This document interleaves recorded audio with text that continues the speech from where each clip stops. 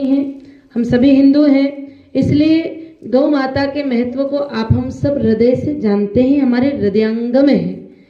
गौ माता हमारी संस्कृति का आधार है और हमारे जीवन का एक अभिन्न अंग है, जिसे वर्तमान समय में लोगों ने भुला दिया है।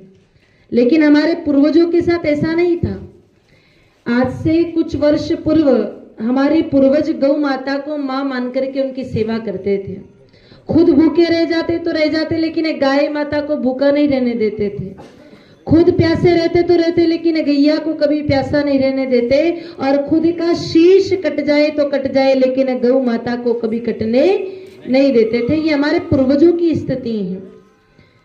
लेकिन 800 सालों तक मुगलों का शासन भारत की धरती पर रहा, 200 सालों तक अंग्रेजों का शासन रहा, और उन सभी दुष्टों के संग में रहने के कारण उन लोगों से हमने एक बात सीख ली कि गाय माता पशु है, और उस बात को हमने हृदय में स्वीकार भी कर ली।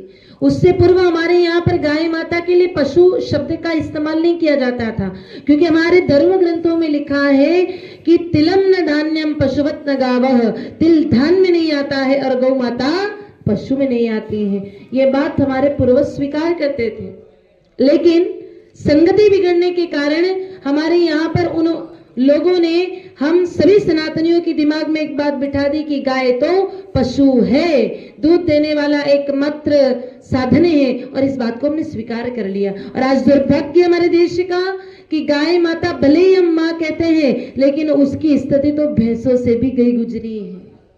आज जितनी सेवा घरों में भैंसों की हो रही है, उतनी सेवा हमारी गौ माताओं की नहीं हो रही है। विचार करिए क्यों? क्योंकि हम दूध के स्वार्थी हो गए।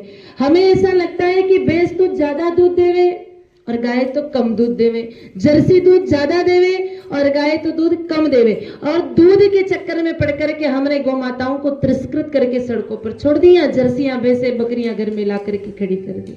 आप विचार करिए, गौ माता दूध के लिए नहीं है।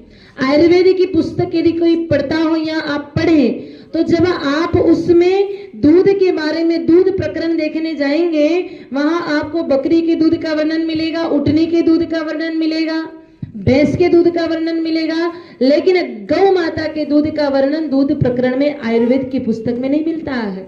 लेकिन जब हम अमृत प्रकरण देखते हैं तो गाय माता के दूध का वर्णन अमृत प्रकरण में मिलता है, क्योंकि गौ का दूध दूध नहीं, वो तो अमृत है।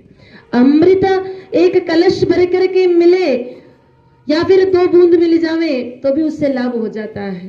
गाय का दूध चाहे कम हो, लेकिन गौ माता का दूध कम में ही हम